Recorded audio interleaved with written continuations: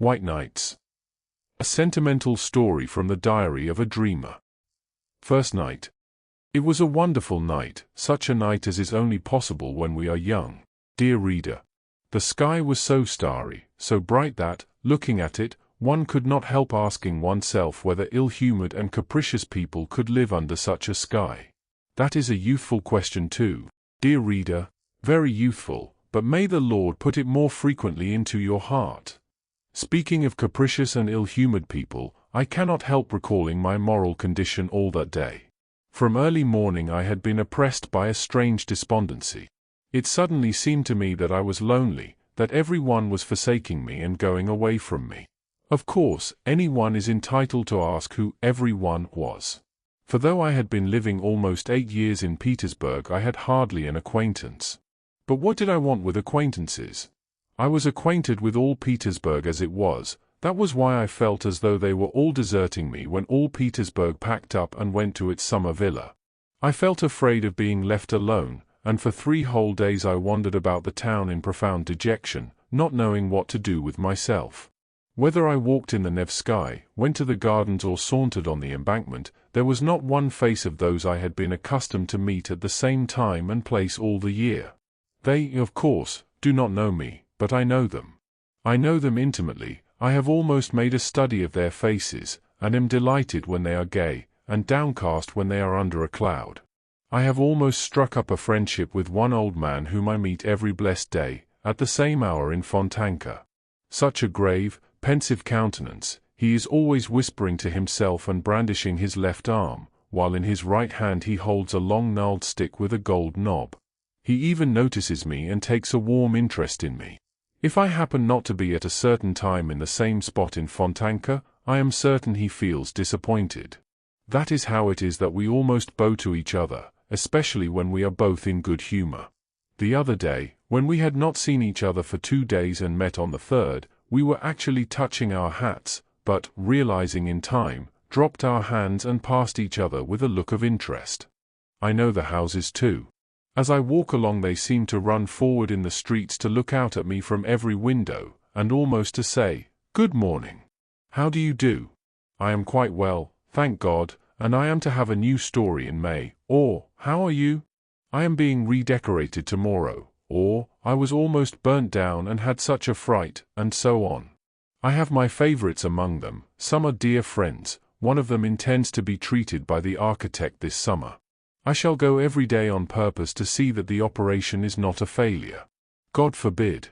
But I shall never forget an incident with a very pretty little house of a light pink color.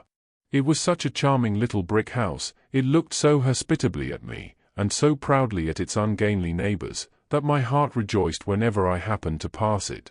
Suddenly last week I walked along the street, and when I looked at my friend I heard a plaintive, "They are painting me yellow.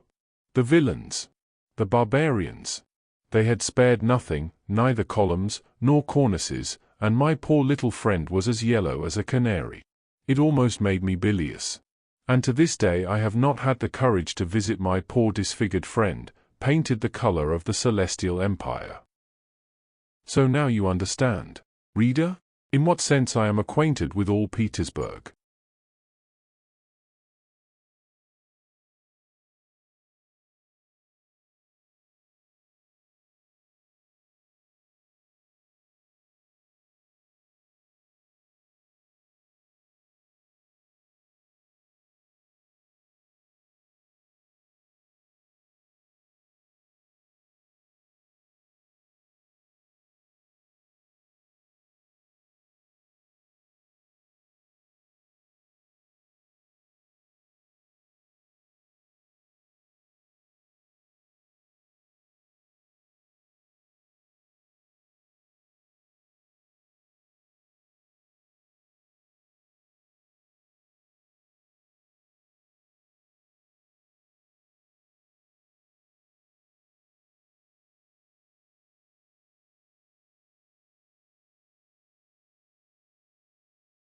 I have mentioned already that I had felt worried for 3 whole days before I guessed the cause of my uneasiness.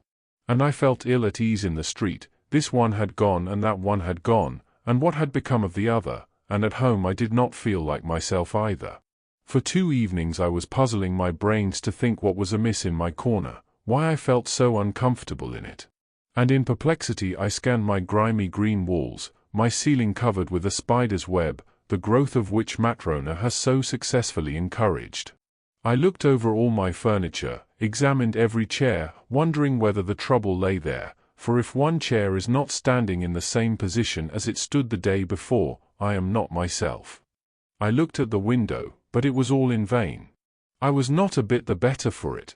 I even bethought me to send for Matrona, and was giving her some fatherly admonitions in regard to the spider's web and sluttishness in general, but she simply stared at me in amazement and went away without saying a word, so that the spider's web is comfortably hanging in its place to this day. I only at last this morning realized what was wrong. Aie. Why, they are giving me the slip and making off to their summer villas. Forgive the triviality of the expression, but I am in no mood for fine language, for everything that had been in Petersburg had gone or was going away for the holidays, for every respectable gentleman of dignified appearance who took a cab was at once transformed, in my eyes, into a respectable head of a household who after his daily duties were over, was making his way to the bosom of his family, to the summer villa, for all the passers-by had now quite a peculiar air which seemed to say to every one they met, "We are only here for the moment, gentlemen, and in another 2 hours we shall be going off to the summer villa."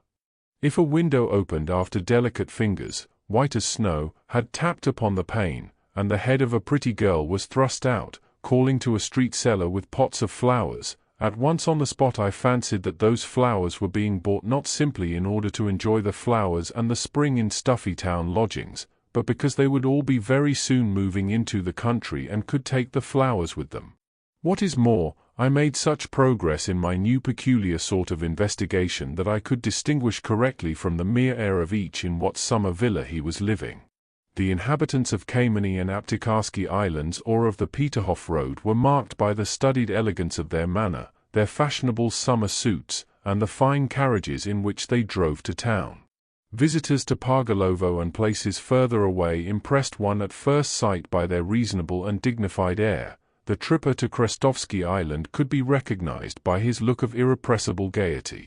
If I chanced to meet a long procession of wagoners walking lazily with the reins in their hands beside wagons loaded with regular mountains of furniture, tables, chairs, ottomans and sofas and domestic utensils of all sorts, frequently with a decrepit cook sitting on the top of it all, guarding her master's property as though it were the apple of her eye, or if I saw boats heavily loaded with household goods crawling along the Neva or Fontanka to the Black River or the islands, the wagons and the boats were multiplied tenfold, 100-fold, in my eyes.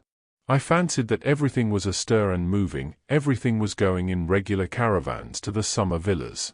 It seemed as though Petersburg threatened to become a wilderness, so that at last I felt ashamed, mortified and sad that I had nowhere to go for the holidays and no reason to go away. I was ready to go away with every wagon, to drive off with every gentleman of respectable appearance who took a cab, but no one, absolutely no one, invited me. It seemed they had forgotten me, as though really I were a stranger to them. I took long walks, succeeding, as I usually did, in quite forgetting where I was, when I suddenly found myself at the city gates. Instantly I felt light-hearted, and I passed the barrier and walked between cultivated fields and meadows, unconscious of fatigue, and feeling only all over as though a burden were falling off my soul. All the passers-by gave me such friendly looks that they seemed almost greeting me, they all seemed so pleased at something. They were all smoking cigars, every one of them. And I felt pleased as I never had before. It was as though I had suddenly found myself in Italy. So strong was the effect of nature upon a half-sick townsman like me, almost stifling between city walls. There is something inexpressibly touching in nature round Petersburg, when at the approach of spring she puts forth all her might, all the powers bestowed on her by heaven, when she breaks into leaf, decks herself out and spangles herself with flowers. Somehow I cannot help being reminded of a frail, consumptive girl, at whom one sometimes looks with compassion, sometimes with sympathetic love, whom sometimes one simply does not notice, though suddenly in one instant she becomes, as though by chance, inexplicably lovely and exquisite, and, impressed and intoxicated, One cannot help asking oneself what power made those sad, pensive eyes flash with such fire. What summoned the blood to those pale, wan cheeks? What bathed with passion those soft features? What set the bosom heaving? What so suddenly called strength, life, and beauty into the poor girl's face, making it gleam with such a smile, kindle with such bright, sparkling laughter? You look round, you seek for someone, you conjecture. But the moment passes, and next day you meet, maybe, the same pensive and preoccupied look as before, the same pale face, the same meek and timid movements, and even signs of remorse, traces of a mortal anguish and regret for the fleeting distraction. And you grieve that the momentary beauty has faded so soon never to return, that it flashed upon you so treacherously, so vainly, grieve because you had not even time to love her? And yet my night was better than my day. This was how it happened. I came back to the town very late, and it had struck 10 as I was going towards my lodgings. My way lay along the canal embankment, where at that hour you never meet a soul. It is true that I live in a very remote part of the town. I walked along singing, for when I am happy I am always humming to myself like every happy man who has no friend or acquaintance with whom to share his joy. Suddenly I had a most unexpected adventure. Leaning on the canal railing stood a woman with her elbows on the rail. She was apparently looking with great attention at the muddy water of the canal. She was wearing a very charming yellow hat and a jaunty little black mantle. She's a girl, and I am sure she is dark, I thought. She did not seem to hear my footsteps, and did not even stir when I passed by with bated breath and loudly throbbing heart. Strange, I thought, she must be deeply absorbed in something, and all at once I stopped as though petrified. I heard a muffled sob. Yes, I was not mistaken, the girl was crying, and a minute later I heard sob after sob. Good heavens! My heart sank. And timid as I was with women, yet this was such a moment. I turned, took a step towards her, and should certainly have pronounced the word "Madam," if I had not known that that exclamation has been uttered 1,000 times in every Russian society novel. It was only that reflection stopped me. But while I was seeking for a word, the girl came to herself, looked round, started, cast down her eyes and slipped by me along the embankment.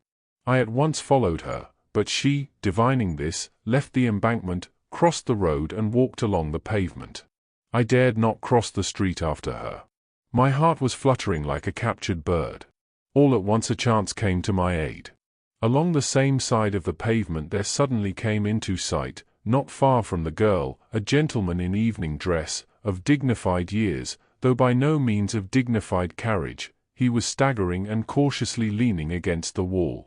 The girl flew straight as an arrow, with the timid haste one sees in all girls who do not want anyone to volunteer to accompany them home at night, and no doubt the staggering gentleman would not have pursued her, if my good luck had not prompted him. Suddenly, without a word to any one, the gentleman set off and flew full speed in pursuit of my unknown lady. She was racing like the wind, but the staggering gentleman was overtook her. The girl uttered a shriek, and I bless my luck for the excellent knotted stick, which happened on that occasion to be in my right hand.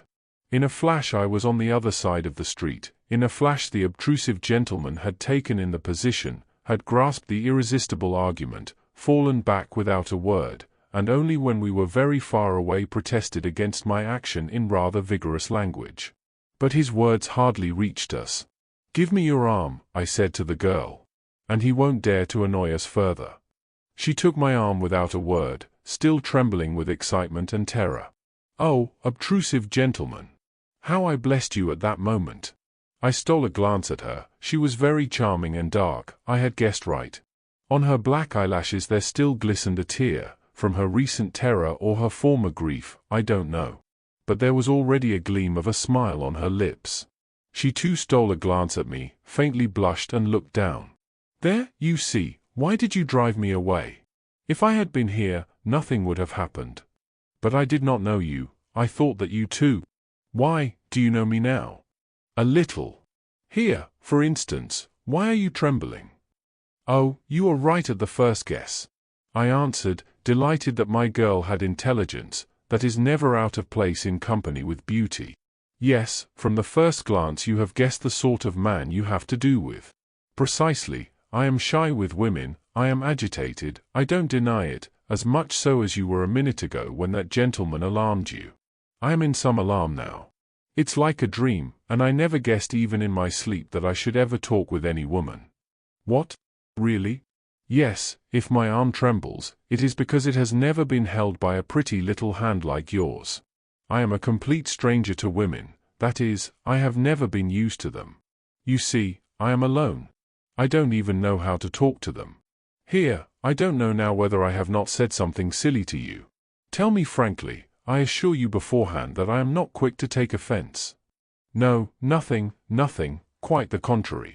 And if you insist on my speaking frankly, I will tell you that women like such timidity, and if you want to know more, I like it too, and I won't drive you away till I get home. You will make me, I said, breathless with delight, lose my timidity, and then farewell to all my chances. Chances? What chances, of what? That's not so nice. I beg your pardon, I am sorry, it was a slip of the tongue, but how can you expect one at such a moment to have no desire? To be liked, eh? Well, yes, but do, for goodness sake, be kind.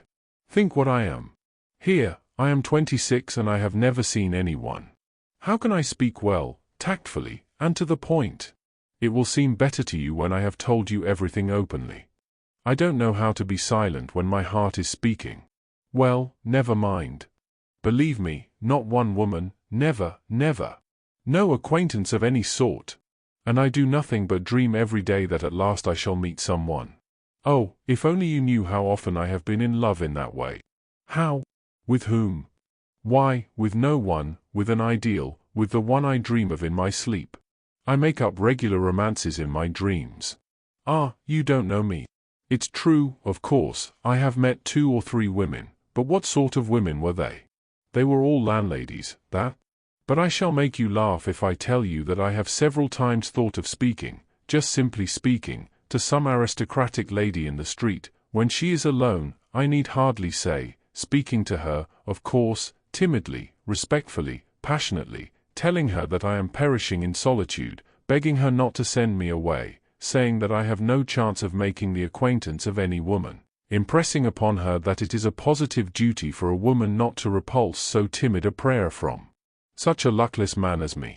That, in fact, all I ask is, that she should say 2 or 3 sisterly words with sympathy, should not repulse me at first sight, should take me on trust and listen to what I say, should laugh at me if she likes, encourage me, say 2 words to me, only 2 words, even though we never meet again afterwards. But you are laughing, however, that is why I am telling you.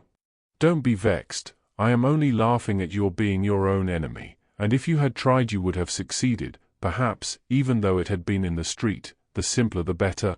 No kind-hearted woman, unless she was stupid or, still more, vexed about something at the moment, could bring herself to send you away without those 2 words which you ask for so timidly. But what am I saying? Of course she would take you for a madman. I was judging by myself, I know a good deal about other people's lives. Oh, thank you, I cried, you don't know what you have done for me now. I am glad. But tell me, how did you find out that I was the sort of woman with whom you think worthy of attention and friendship, in fact, not a landlady as you say? What made you decide to come up to me? What made me? But you were alone, that gentleman was too insolent, it's night. You must admit that it was a duty. No, I mean before, on the other side, you know you meant to come up to me. On the other side? Really I don't know how to answer, I am afraid to. Do you know I have been happy today? I walked along singing, I went out into the country, I have never had such happy moments. Perhaps it was my fancy. Forgive me for referring to it, I fancied you were crying, and I could not bear to hear it, it made my heart ache. Oh, my goodness! Surely I might be troubled about you? Surely there was no harm in feeling brotherly compassion for you. I beg your pardon, I said compassion. Well, in short, surely you would not be offended at my involuntary impulse to go up to you. Stop, that's enough, don't talk of it, said the girl, looking down, and pressing my hand.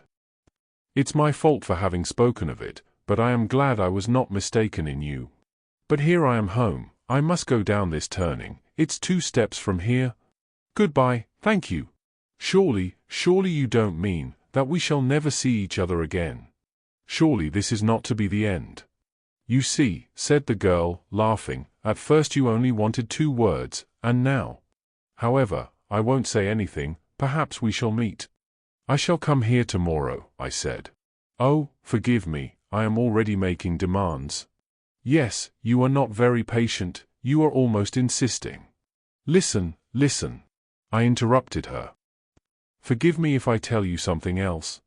I tell you what, I can't help coming here tomorrow. I am a dreamer. I have so little real life that I look upon such moments as this now, are so rare, that I cannot help going over such moments again in my dreams. I shall be dreaming of you all night, a whole week, a whole year. I shall certainly come here tomorrow, just here to this place, just at the same hour, and I shall be happy remembering today. This place is dear to me already.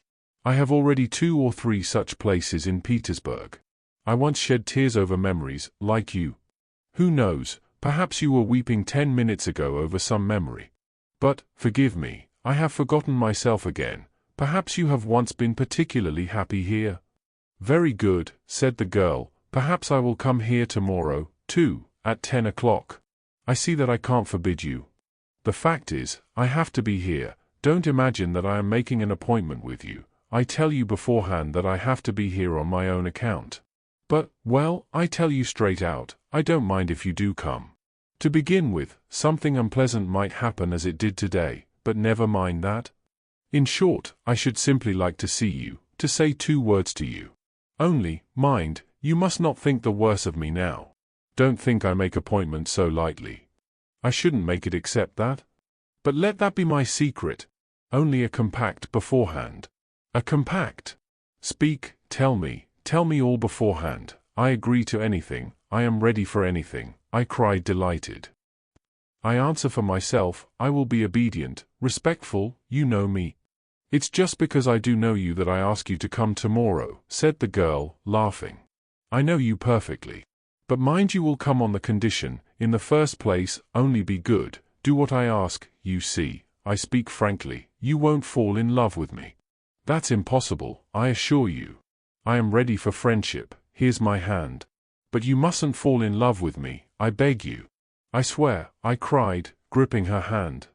Hush, don't swear, I know you are ready to flare up like gunpowder. Don't think ill of me for saying so. If only you knew. I, too, have no one to whom I can say a word, whose advice I can ask. Of course, one does not look for an adviser in the street, but you are an exception. I know you as though we had been friends for 20 years. You won't deceive me, will you? You will see, the only thing is, I don't know how I am going to survive the next 24 hours. Sleep soundly. Good night, and remember that I have trusted you already. But you exclaimed so nicely just now, surely one can't be held responsible for every feeling, even for brotherly sympathy. Do you know, that was so nicely said, that the idea struck me at once, that I might confide in you. For God's sake do, but about what? What is it? Wait till tomorrow. Meanwhile, let that be a secret. So much the better for you, it will give it a faint flavor of romance. Perhaps I will tell you tomorrow, and perhaps not. I will talk to you a little more beforehand, we will get to know each other better. Oh yes, I will tell you all about myself tomorrow. But what has happened? It is as though a miracle had befallen me. My God, where am I? Come, tell me, aren't you glad that you were not angry and did not drive me away at the first moment, as any other woman would have done? In 2 minutes you have made me happy forever. Yes, happy, who knows, perhaps, you have reconciled me with myself, solved my doubts. Perhaps such moments come upon me. But there, I will tell you all about it tomorrow, you shall know everything, everything. Very well, I consent, you shall begin. Agreed. Goodbye till tomorrow. Till tomorrow. And we parted. I walked about all night, I could not make up my mind to go home. I was so happy. Tomorrow. I shall come here tomorrow, I said.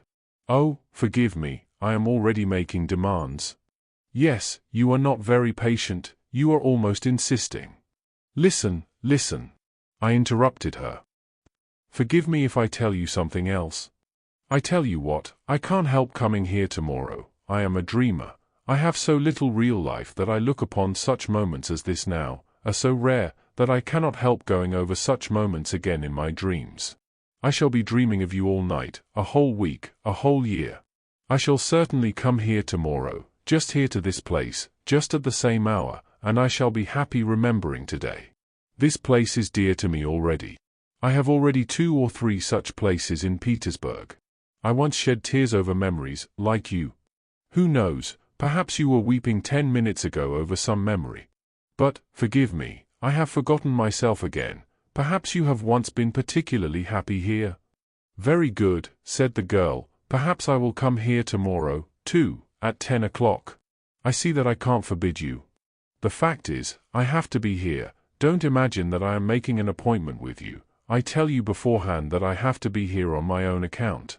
But, well, I tell you straight out, I don't mind if you do come. To begin with, something unpleasant might happen as it did today, but never mind that. In short, I should simply like to see you, to say 2 words to you. Only, mind, you must not think the worse of me now. Don't think I make appointments so lightly. I shouldn't make it except that. But let that be my secret. Only a compact beforehand. A compact. Speak, tell me all beforehand. I agree to anything, I am ready for anything, I cried delighted. I answer for myself, I will be obedient, respectful, you know me. It's just because I do know you that I ask you to come tomorrow, said the girl, laughing. I know you perfectly. But mind you will come on the condition, in the first place, only be good, do what I ask, you see, I speak frankly, you won't fall in love with me. That's impossible, I assure you. I am ready for friendship, here's my hand. But you mustn't fall in love with me, I beg you. I swear, I cried, gripping her hand. Hush, don't swear, I know you are ready to flare up like gunpowder. Don't think ill of me for saying so. If only you knew. I, too, have no one to whom I can say a word, whose advice I can ask. Of course, one does not look for an adviser in the street, but you are an exception. I know you as though we had been friends for 20 years. You won't deceive me, will you? You will see, the only thing is, I don't know how I am going to survive the next 24 hours. Sleep soundly. Good night, and remember that I have trusted you already. But you exclaimed so nicely just now, surely one can't be held responsible for every feeling, even for brotherly sympathy. Do you know, that was so nicely said, that the idea struck me at once, that I might confide in you. For God's sake do, but about what? What is it? Wait till tomorrow. Meanwhile, let that be a secret. So much the better for you, it will give it a faint flavor of romance. Perhaps I will tell you tomorrow, and perhaps not.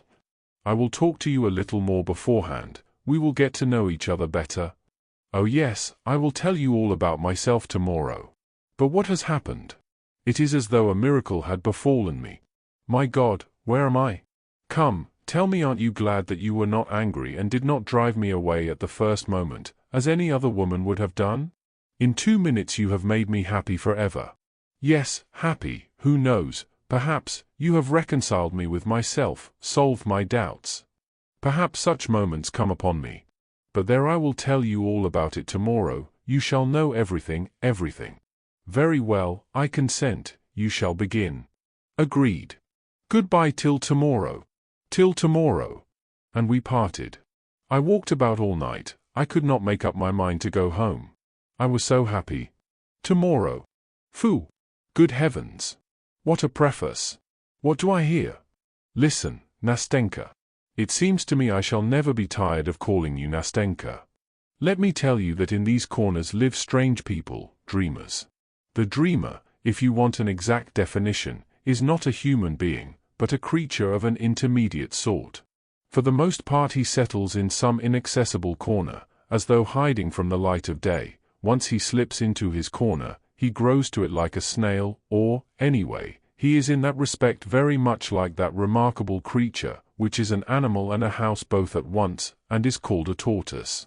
Why do you suppose he is so fond of his 4 walls, which are invariably painted green, grimy, dismal, and reeking unpardonably of tobacco smoke?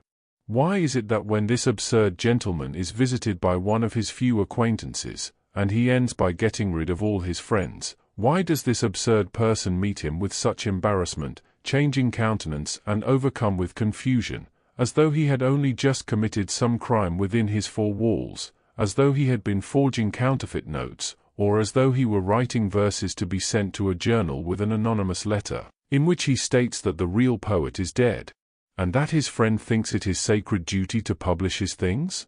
Why, tell me, Nastenka, why is it conversation is not easy between the two friends? Why is there no laughter? Why does no lively word fly from the tongue of the perplexed newcomer, who at other times may be very fond of laughter, lively words, conversation about the fair sex, and other cheerful subjects? And why does this friend, probably a new friend and on his first visit, for there will hardly be a second, and the friend will never come again, why is the friend himself so confused, so tongue-tied, in spite of his wit, if he has any, as he looks at the downcast face of his host, who in his turn becomes utterly helpless and at his wit's end after gigantic but fruitless efforts to smooth things over and enliven the conversation, to show his knowledge of polite society, to talk, too, of the fair sex, and by such humble endeavor, to please the poor man, who like a fish out of water has mistakenly come to visit him? Why does the gentleman, all at once remembering some very necessary business which never existed, suddenly seize his hat and hurriedly make off, snatching away his hand from the warm grip of his host, who was trying his utmost to show his regret and retrieve the lost position? Why does the friend chuckle as he goes out of the door, and swear never to come and see this queer creature again, though the queer creature is really a very good fellow, and at the same time he cannot refuse his imagination the little diversion of comparing the queer fellow's countenance during their conversation with the expression of an unhappy kitten treacherously captured, roughly handled, frightened and subjected to all sorts of indignities by children, till, utterly crestfallen, it hides away from them under a chair in the dark, and there must needs at its leisure bristle up, spit, and wash its insulted face with both paws, and long afterwards look angrily at life and nature, and even at the bits saved from the master's dinner for it by the sympathetic housekeeper. Listen, interrupted Nastenka, who had listened to me all the time in amazement, opening her eyes and her little mouth. Listen, I don't know in the least why it happened and why you ask me such absurd questions. All I know is, that this adventure must have happened word for word to you. Doubtless, I answered, with the gravest face. Well, since there is no doubt about it, go on, said Nastenka, because I want very much to know how it will end. You want to know, Nastenka, what our hero, that is I, for the hero of the whole business was my humble self, did in his corner? You want to know why I lost my head and was upset for the whole day by the unexpected visit of a friend? You want to know why I was so startled, why I blushed when the door of my room was opened, why I was not able to entertain my visitor, and why I was crushed under the weight of my own hospitality? Why, yes, answered Nastenka, that's the point. Listen. You describe it all splendidly, but couldn't you perhaps describe it a little less splendidly? You talk as though you were reading it out of a book. Nastenka, I answered in a stern and dignified voice, hardly able to keep from laughing, dear Nastenka, I know I describe splendidly, but, excuse me, I don't know how else to do it. At this moment, dear Nastenka, at this moment I am like the spirit of King Solomon when, after lying 1,000 years under 7 seals in his urn, those 7 seals were at last taken off. At this moment, Nastenka, when we have met at last after such a long separation, for I have known you for ages, Nastenka, because I have been looking for someone for ages, and that is a sign that it was you I was looking for, and it was ordained that we should meet now. At this moment 1,000 valves have opened in my head, and I must let myself flow in a river of words, or I shall choke. And so I beg you not to interrupt me, Nastenka, but listen humbly and obediently, or I will be silent. No, not at all. Go on. I won't say a word. I will continue. There is, my friend Nastenka, 1 hour in my day which I like extremely. That is the hour when almost all business, work and duties are over, and every one is hurrying home to dinner, to lie down, to rest, and on the way all are cogitating on other more cheerful subjects relating to their evenings, their nights, and all the rest of their free time. At that hour our hero, for allow me, Nastenka, to tell my story in the third person, for one feels awfully ashamed to tell it in the first person, and so at that hour our hero, who had his work too, was pacing along after the others. But a strange feeling of pleasure set his pale, rather crumpled-looking face working. He looked not with indifference on the evening glow which was slowly fading on the cold Petersburg sky. When I say he looked, I am lying. He did not look at it, but saw it as it were without realizing, as though tired or preoccupied with some other more interesting subject, so that he could scarcely spare a glance for anything about him. He was pleased because till next day he was released from business irksome to him, and happy as a schoolboy let out from the classroom to his games and mischief. Take a look at him, Nastenka. You will see at once that joyful emotion has already had an effect on his weak nerves and morbidly excited fancy. You see he is thinking of something. Of dinner, do you imagine? Of the evening? What is he looking at like that? Is it at that gentleman of dignified appearance who is bowing so picturesquely to the lady who rolls by in a carriage drawn by prancing horses? No, Nastenka, what are all those trivialities to him now? He is rich now with his own individual life. He has suddenly become rich, and it is not for nothing that the fading sunset sheds its farewell gleams so gaily before him, and calls forth a swarm of impressions from his warmed heart. Now he hardly notices the road, on which the tiniest details at other times would strike him. Now, the goddess of fancy, if you have read Zhukovsky, dear Nastenka, has already with fantastic hand spun her golden warp and begun weaving upon it patterns of marvelous magic life, and who knows, maybe, her fantastic hand has borne him to the seventh crystal heaven far from the excellent granite pavement on which he was walking his way. Try stopping him now, ask him suddenly where he is standing now, through what streets he is going. He will, probably, remember nothing, neither where he is going nor where he is standing now, and flushing with vexation he will certainly tell some lie to save appearances. That is why he starts, almost cries out, and looks round with horror when a respectable old lady stops him politely in the middle of the pavement and asks her way.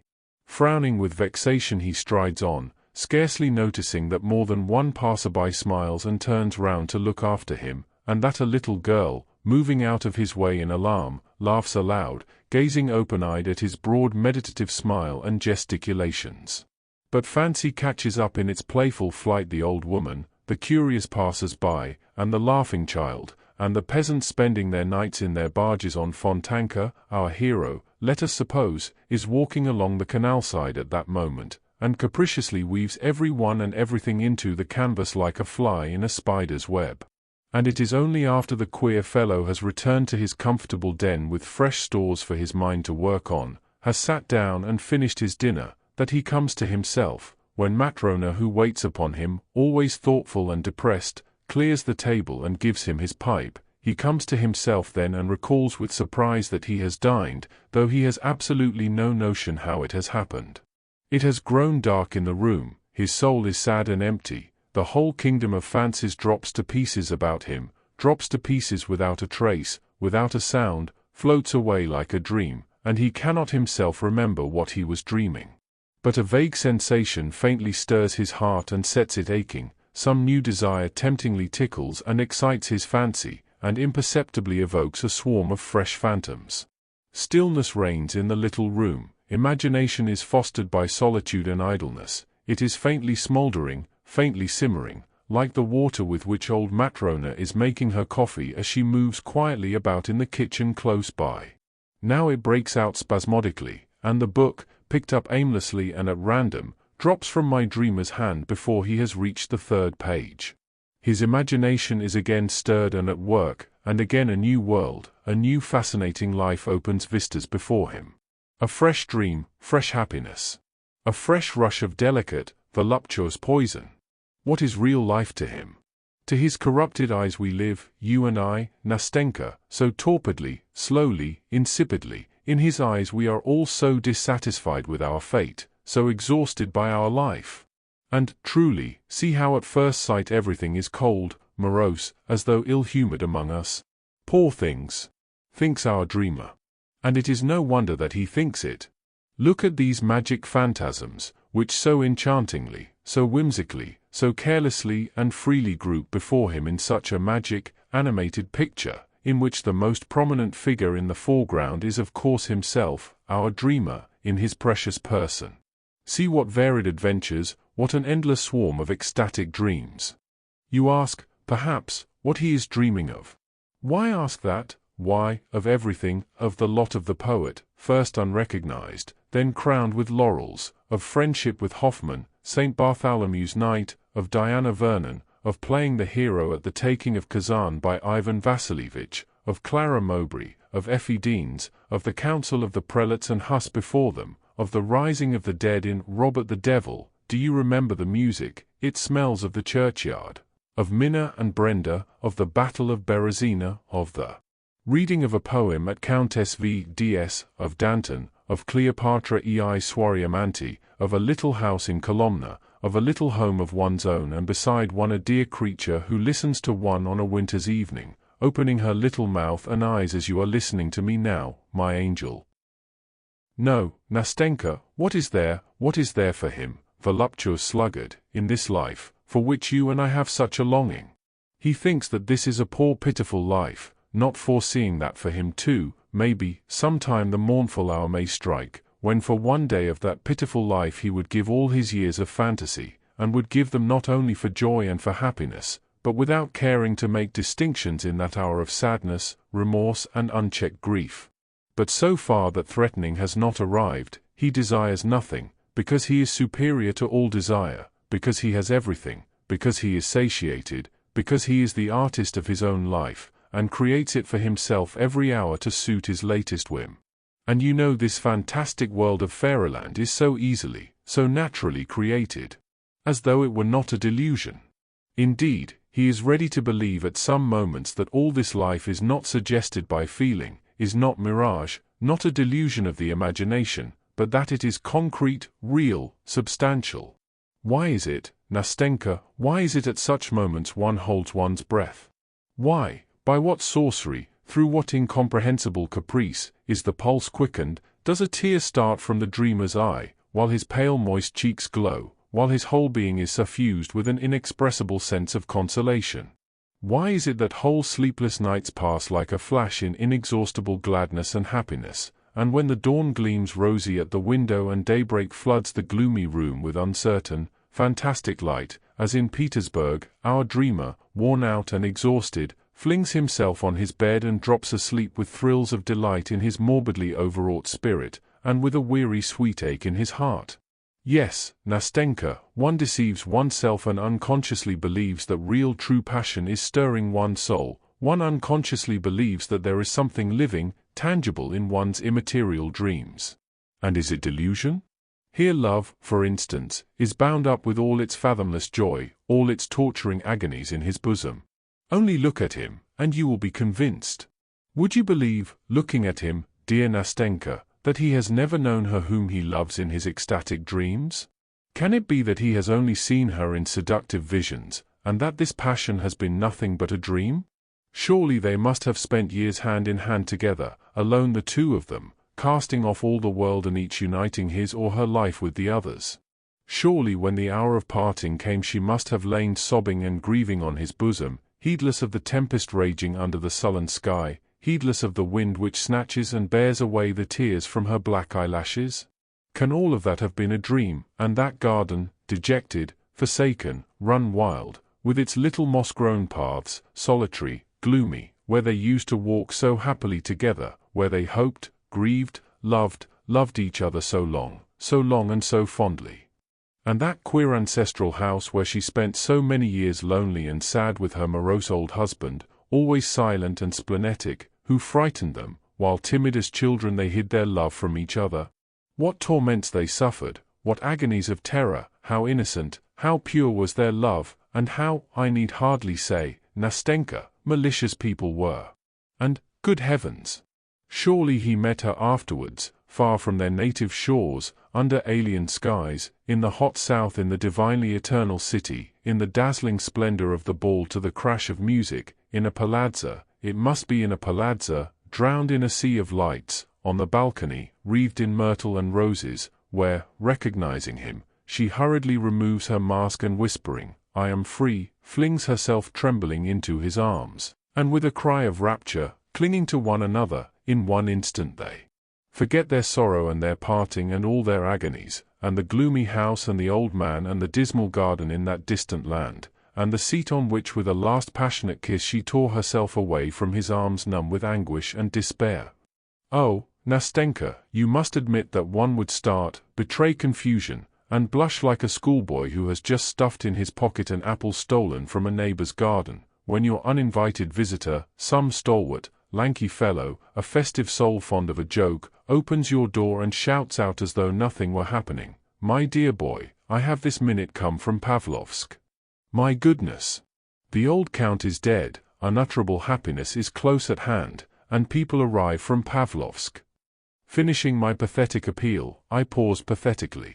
I remembered that I had an intense desire to force myself to laugh, for I was already feeling that a malignant demon was stirring within me, that there was a lump in my throat, that my chin was beginning to twitch, and that my eyes were growing more and more moist. I expected Nastenka, who listened to me opening her clever eyes, would break into her childish, irrepressible laugh, and I was already regretting that I had gone so far, that I had unnecessarily described what had long been simmering in my heart, about which I could speak as though from a written account of it, because I had long ago passed judgment on myself and now could not resist reading it, making my confession, without expecting to be understood, but to my surprise she was silent, waiting a little, then she faintly pressed my hand and with timid sympathy asked, "Surely you haven't lived like that all your life?" "All my life, Nastenka," I answered, "all my life, and it seems to me I shall go on so to the end." "No, that won't do," she said uneasily, "that must not be, and so, maybe, I shall spend all my life beside grandmother. Do you know, it is not at all good to live like that." "I know, Nastenka, I know," I cried, unable to restrain my feelings longer. "And I realize now, more than ever, that I have lost all my best years. And now I know it and feel it more painfully from recognizing that God has sent me you, my good angel, to tell me that and show it. Now that I sit beside you and talk to you, it is strange for me to think of the future, for in the future, there is loneliness again this musty, useless life, and what shall I have to dream of when I have been so happy in reality beside you? Oh, may you be blessed, dear girl, for not having repulsed me at first, for enabling me to say that for 2 evenings, at least, I have lived." "Oh, no, no," cried Nastenka and tears glistened in her eyes. "No, it mustn't be so any more, we must not part like that. What are 2 evenings? Oh, Nastenka, Nastenka! Do you know how far you have reconciled me to myself? Do you know now that I shall not think so ill of myself, as I have at some moments? Do you know that, maybe, I shall leave off grieving over the crime and sin of my life? For such a life is a crime and a sin. And do not imagine that I have been exaggerating anything, for goodness sake don't think that, Nastenka, for at times such misery comes over me, such misery. Because it begins to seem to me at such times that I am incapable of beginning a life in real life, because it has seemed to me that I have lost all touch, all instinct for the actual, the real, because at last I have cursed myself, because after my fantastic nights I have moments of returning sobriety, which are awful. Meanwhile, you hear the whirl and roar of the crowd in the vortex of life around you, you hear, you see, men living in reality, you see that life for them is not forbidden, that their life does not float away like a dream, like a vision, that their life is being eternally renewed, eternally youthful, and not 1 hour of it is the same as another, while fancy is so spiritless, monotonous to vulgarity and easily scared, the slave of shadows, of the idea, the slave of the first cloud that shrouds the sun, and overcasts with depression the true Petersburg heart so devoted to the sun. And what is fancy in depression? One feels that this inexhaustible fancy is weary at last and worn out with continual exercise, because one is growing into manhood, outgrowing one's old ideals, they are being shattered into fragments, into dust, if there is no other life one must build one up from the fragments. And meanwhile the soul longs and craves for something else. And in vain the dreamer rakes over his old dreams, as though seeking a spark among the embers, to fan them into flame, to warm his chilled heart by the rekindled fire, and to rouse up in it again all that was so sweet, that touched his heart, that set his blood boiling, drew tears from his eyes, and so luxuriously deceived him. Do you know, Nastenka, the point I have reached? Do you know that I am forced now to celebrate the anniversary of my own sensations, the anniversary of that which was once so sweet, which never existed in reality, for this anniversary is kept in memory of those same foolish, shadowy dreams, and to do this because those foolish dreams are no more, because I have nothing to earn them with. You know, even dreams do not come for nothing. Do you know that I love now to recall and visit at certain dates the places where I was once happy in my own way? I love to build up my present in harmony with the irrevocable past, and I often wander like a shadow, aimless, sad and dejected, about the streets and crooked lanes of Petersburg. What memories they are! To remember, for instance, that here just a year ago, just at this time, at this hour, on this pavement, I wandered just as lonely, just as dejected as today. And one remembers that then one's dreams were sad, and though the past was no better one feels as though it had somehow been better, and that life was more peaceful, that one was free from the black thoughts that haunt one now, that one was free from the gnawing of conscience, the gloomy, sullen gnawing which now gives me no rest by day or by night. And one asks oneself where are one's dreams? And one shakes one's head and says how rapidly the years fly by. And again one asks oneself what has one done with one's years? Where have you buried your best days? Have you lived or not? Look, one says to oneself, look how cold the world is growing. Some more years will pass, and after them will come gloomy solitude, then will come old age trembling on its crutch, and after it misery and desolation. Your fantastic world will grow pale, your dreams will fade and die and will fall like the yellow leaves from the trees. Oh, Nastenka! You know it will be sad to be left alone, utterly alone, and to have not even anything to regret, nothing, absolutely nothing, for all that you have lost, all was nothing, stupid, simple nullity, there has been nothing but dreams. Come, don't work on my feelings any more, said Nastenka, wiping away a tear which was trickling down her cheek. Now it's over. Now we shall be two together. Now, whatever happens to me, we will never part. Listen, I am a simple girl, I have not had much education, though grandmother did get a teacher for me, but truly I understand you, for all that you have described I have been through myself, when grandmother pinned me to her dress. Of course, I should not have described it so well as you have. I am not educated, she added timidly, for she was still feeling a sort of respect for my pathetic eloquence and lofty style, but I am very glad that you have been quite open with me. Now I know you thoroughly, all of you. And do you know what? I want to tell you my history too, all without concealment, and after that you must give me advice. You are a very clever man, will you promise to give me advice? Ah, Nastenka, I cried, though I have never given advice, still less sensible advice, yet I see now that if we always go on like this that it will be very sensible, and that each of us will give the other a great deal of sensible advice. Well, my pretty Nastenka, what sort of advice do you want?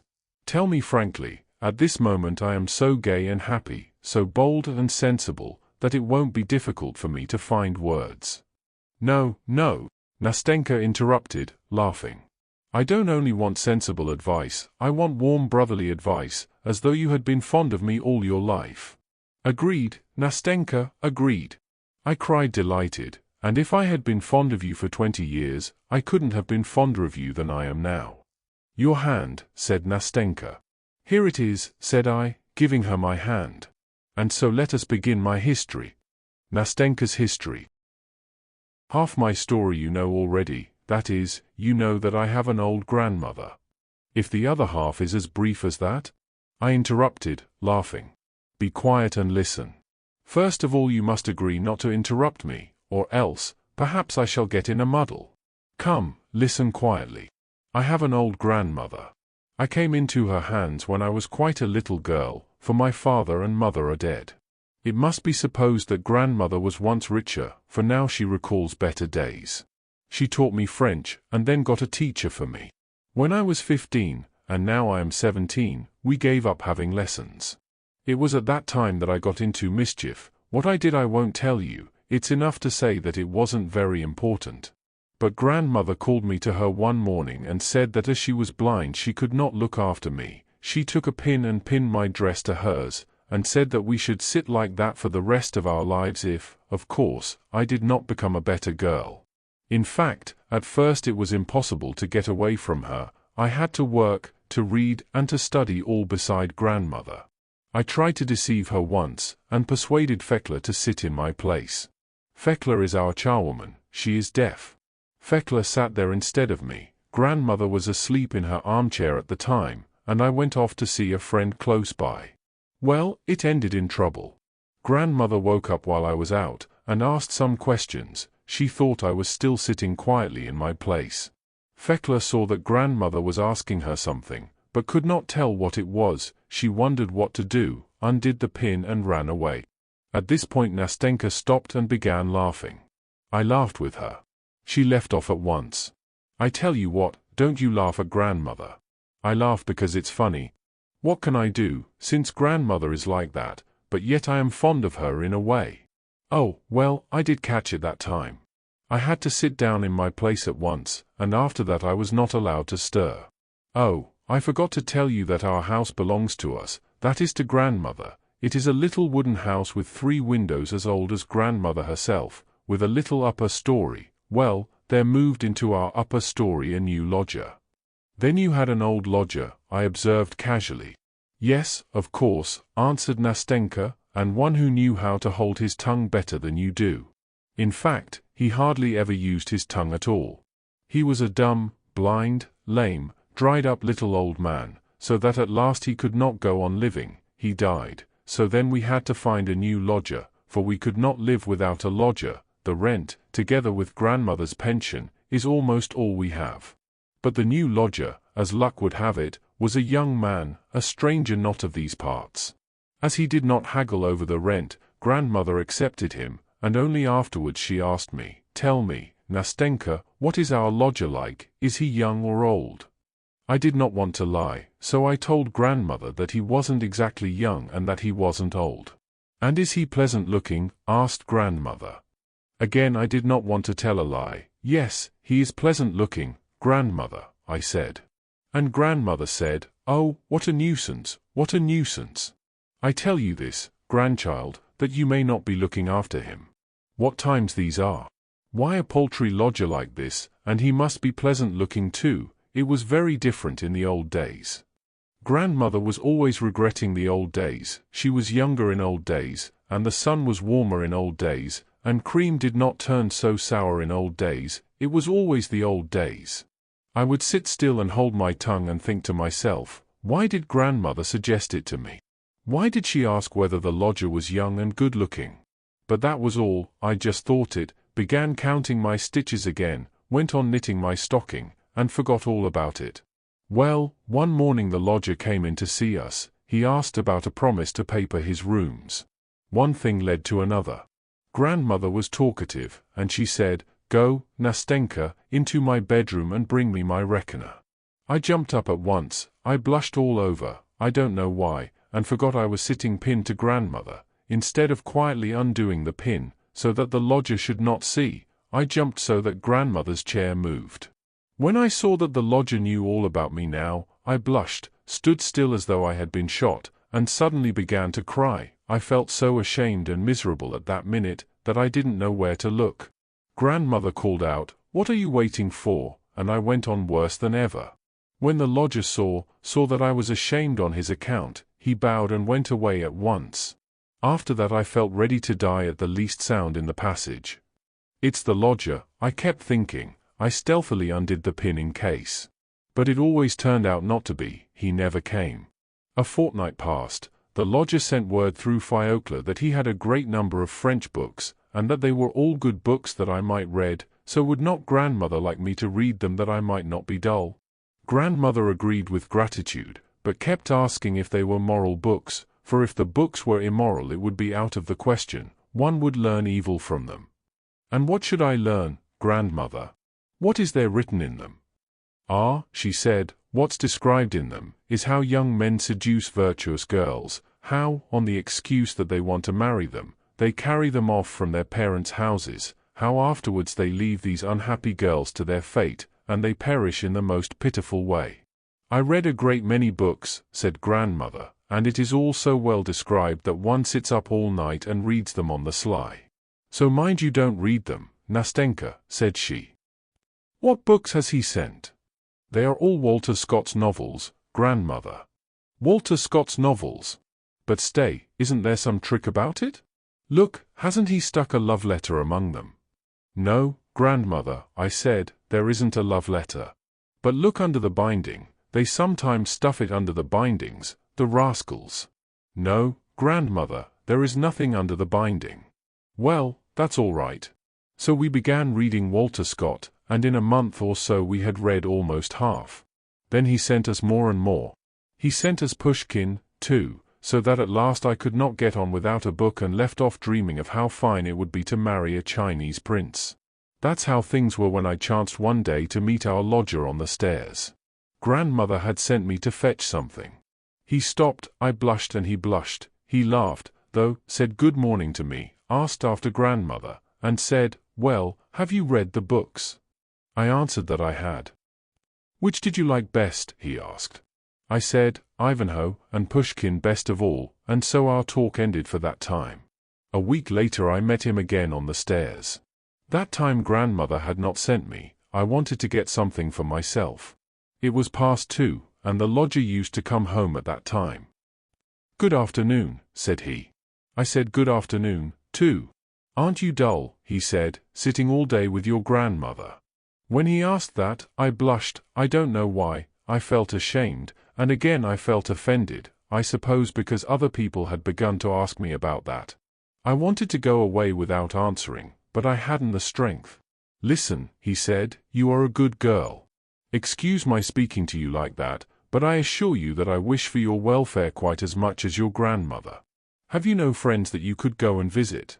I told him I hadn't any, that I had had no friend but Mashenka, and she had gone away to Pskov. Listen, he said, would you like to go to the theatre with me?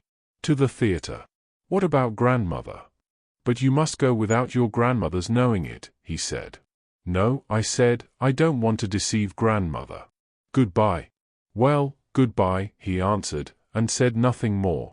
Only after dinner he came to see us, sat a long time talking to grandmother, asked her whether she ever went out anywhere, whether she had acquaintances, and suddenly said, I have taken a box at the opera for this evening, they are giving the Barber of Seville.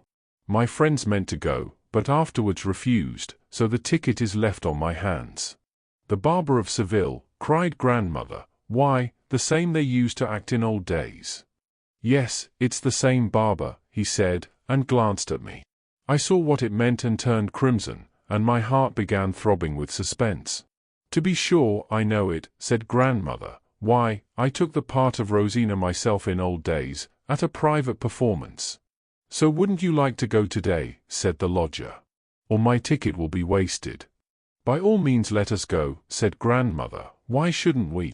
And my Nastenka here has never been to the theatre. My goodness, what joy! We got ready at once, put on our best clothes, and set off. Though grandmother was blind, still she wanted to hear the music. Besides, she is a kind old soul, what she cared most for was to amuse me, we should never have gone of ourselves. What my impressions of the Barber of Seville were I won't tell you, but all that evening our lodger looked at me so nicely, talked so nicely, that I saw at once that he had meant to test me in the morning when he proposed that I should go with him alone. Well, it was joy. I went to bed so proud, so gay, my heart beat so that I was a little feverish, and all night I was raving about the Barber of Seville. I expected that he would come and see us more and more often after that, but it wasn't so at all. He almost entirely gave up coming. He would just come in about once a month, and then only to invite us to the theatre. We went twice again. Only I wasn't at all pleased with that. I saw that he was simply sorry for me because I was so hardly treated by grandmother, and that was all. As time went on, I grew more and more restless. I couldn't sit still, I couldn't read, I couldn't work. Sometimes I laughed and did something to annoy grandmother, at another time I would cry. At last I grew thin and was very nearly ill. The opera season was over, and our lodger had quite given up coming to see us. Whenever we met, always on the same staircase, of course, he would bow so silently, so gravely, as though he did not want to speak, and go down to the front door, while I went on standing in the middle of the stairs, as red as a cherry, for all the blood rushed to my head at the sight of him. Now the end is near. Just a year ago, in May, the lodger came to us and said to grandmother that he had finished his business here, and that he must go back to Moscow for a year. When I heard that, I sank into a chair half dead. Grandmother did not notice anything, and having informed us that he should be leaving us, he bowed and went away. What was I to do? I thought and fretted, and at last I made up my mind. Next day he was to go away, and I made up my mind to end it all that evening when grandmother went to bed. And so it happened. I made up all my clothes in a parcel, all the linen I needed, and with the parcel in my hand, more dead than alive, went upstairs to our lodger. I believe I must have stayed an hour on the staircase. When I opened his door he cried out as he looked at me. He thought I was a ghost, and rushed to give me some water, for I could hardly stand up. My heart beat so violently that my head ached, and I did not know what I was doing. When I recovered I began by laying my parcel on his bed, sat down beside it, hid my face in my hands and went into floods of tears. I think he understood it all at once, and looked at me so sadly that my heart was torn. "Listen," he began, "listen, Nastenka, I can't do anything. I am a poor man, for I have nothing, not even a decent berth. How could we live, if I were to marry you?" We talked a long time, but at last I got quite frantic. I said I could not go on living with grandmother, that I should run away from her, that I did not want to be pinned to her, and that I would go to Moscow if he liked, because I could not live without him. Shame and pride and love were all clamoring in me at once, and I fell on the bed almost in convulsions. I was so afraid of a refusal. He sat for some minutes in silence, then got up, came up to me and took me by the hand. "Listen, my dear good Nastenka, listen. I swear to you that if I am ever in a position to marry, you shall make my happiness. I assure you that now you are the only one who could make me happy. Listen, I am going to Moscow and shall be there just a year. I hope to establish my position. When I come back, if you still love me, I swear that we will be happy. Now it is impossible, I am not able, I have not the right to promise anything. Well, I repeat, if it is not within a year it will certainly be some time, that is, of course, if you do not prefer anyone else, for I cannot and dare not bind you by any sort of promise." That was what he said to me, and next day he went away. We agreed together not to say a word to grandmother. That was his wish. Well, my history is nearly finished now. Just a year has passed. He has arrived, he has been here 3 days, and what? I cried, impatient to hear the end. And up to now has not shown himself, answered Nastenka, as though screwing up all her courage. There's no sign or sound of him. Here she stopped, paused for a minute, bent her head, and covering her face with her hands broke into such sobs that it sent a pang to my heart to hear them. I had not in the least expected such a denouement. "Nastenka," I began timidly in an ingratiating voice, "Nastenka. For goodness sake don't cry. How do you know? Perhaps he is not here yet." He is, Nastenka repeated. "He is here, and I know it. We made an agreement at the time, that evening, before he went away, when we said all that I have told you, and had come to an understanding. Then we came out here for a walk on this embankment. It was 10 o'clock, we sat on this seat. I was not crying then, it was sweet to me to hear what he said. And he said that he would come to us directly he arrived, and if I did not refuse him, then we would tell grandmother about it all. Now he is here, I know it, and yet he does not come." And again she burst into tears. "Good God, can I do nothing to help you in your sorrow?" I cried, jumping up from the seat in utter despair. "Tell me, Nastenka, wouldn't it be possible for me to go to him?" "Would that be possible?" she asked suddenly, raising her head. "No, of course not," I said, pulling myself up, "but I tell you what, write a letter." "No, that's impossible, I can't do that," she answered with decision, bending her head and not looking at me. "How impossible? Why is it impossible?" I went on, clinging to my idea. "But, Nastenka, it depends what sort of letter. There are letters and letters and—" Ah, Nastenka, I am right, trust to me, I will not give you bad advice. It can all be arranged. You took the first step, why not now? I can't. It would seem as though I were forcing myself on him. Ah, my good little Nastenka, I said, hardly able to conceal a smile. No, you have a right to, in fact, because he made you a promise. Besides, I can see from everything that he is a man of delicate feeling, that he behaved very well, I went on, more and more carried away by the logic of my own arguments and convictions. How did he behave? He bound himself by a promise. He said that if he married at all he would marry no one but you. He gave you full liberty to refuse him at once. Under such circumstances you may take the first step, you have the right, you are in the privileged position, if, for instance, you wanted to free him from his promise. Listen, how would you write? Write what? This letter. I tell you how I would write, dear sir. Must I really begin like that, dear sir? You certainly must. Though, after all, I don't know, I imagine. Well, what next? Dear sir, I must apologize for, but, no, there's no need to apologize, the fact itself justifies everything. Write simply. I am writing to you. Forgive me my impatience, but I have been happy for a whole year in hope. Am I to blame for being unable to endure a day of doubt now? Now that you have come, perhaps you have changed your mind. If so, this letter is to tell you that I do not repine, nor blame you. I do not blame you because I have no power over your heart, such is my fate. You are an honorable man. You will not smile or be vexed at these impatient lines. Remember they are written by a poor girl, that she is alone, that she has no one to direct her, no one to advise her, and that she herself could never control her heart. But forgive me that a doubt has stolen, if only for one instant, into my heart. You are not capable of insulting, even in thought, her who so loved and so loves you.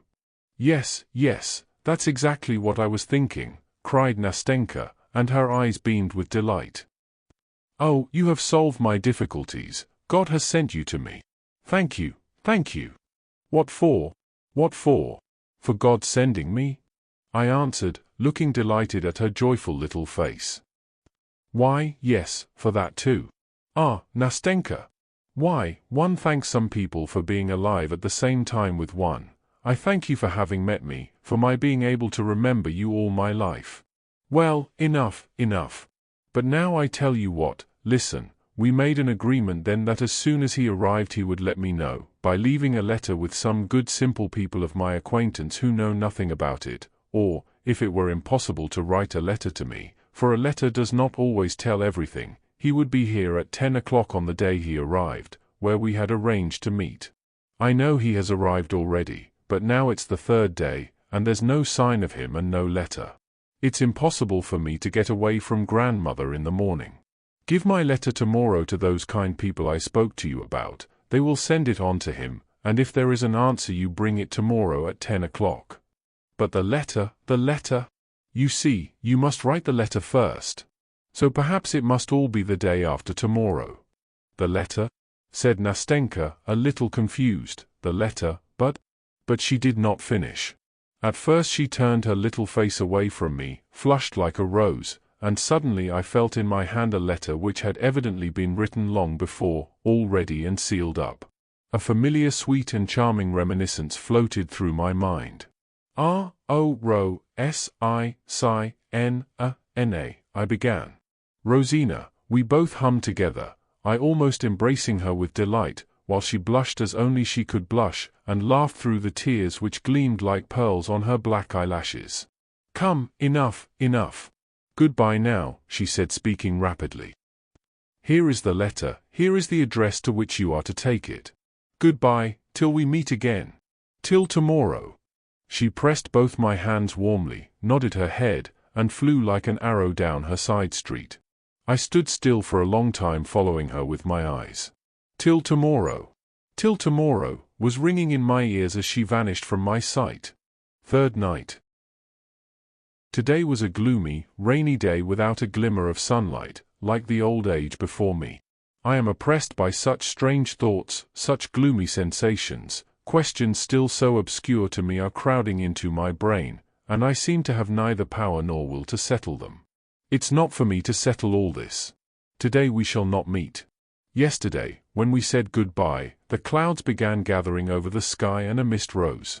I said that tomorrow it would be a bad day. She made no answer. She did not want to speak against her wishes. For her that day was bright and clear. Not one cloud should obscure her happiness. If it rains we shall not see each other, she said. I shall not come. I thought that she would not notice today's rain, and yet she has not come. Yesterday was our third interview, our third white night. But how fine joy and happiness makes any one! How brimming over with love the heart is! One seems longing to pour out one's whole heart. One wants everything to be gay, everything to be laughing. And how infectious that joy is! There was such a softness in her words, such a kindly feeling in her heart towards me yesterday. How solicitous and friendly she was, how tenderly she tried to give me courage. Oh, the coquetry of happiness! While I took it all for the genuine thing, I thought that she... But, my God, how could I have thought it? How could I have been so blind, when everything had been taken by another already, when nothing was mine, when, in fact, her very tenderness to me, her anxiety, her love, yes, love for me, was nothing else but joy at the thought of seeing another man so soon, desire to include me, too, in her happiness. When he did not come, when we waited in vain, she frowned, she grew timid and discouraged. Her movements, her words, were no longer so light, so playful, so gay, and, strange to say, she redoubled her attentiveness to me, as though instinctively desiring to lavish on me what she desired for herself so anxiously, if her wishes were not accomplished. My Nastenka was so downcast, so dismayed, that I think she realized at last that I loved her, and was sorry for my poor love. So when we are unhappy we feel the unhappiness of others more. Feeling is not destroyed but concentrated. I went to meet her with a full heart, and was all impatience. I had no presentiment that I should feel as I do now, that it would not all end happily. She was beaming with pleasure, she was expecting an answer. The answer was himself. He was to come, to run at her call. She arrived a whole hour before I did. At first she giggled at everything, laughed at every word I said. I began talking, but relapsed into silence. "Do you know why I am so glad?" she said, "so glad to look at you, why I like you so much today?" "Well?" I asked, and my heart began throbbing. "I like you because you have not fallen in love with me. You know that some men in your place would have been pestering and worrying me, would have been sighing and miserable, while you are so nice." Then she wrung my hand so hard that I almost cried out. She laughed. "Goodness, what a friend you are," she began gravely a minute later. "God sent you to me.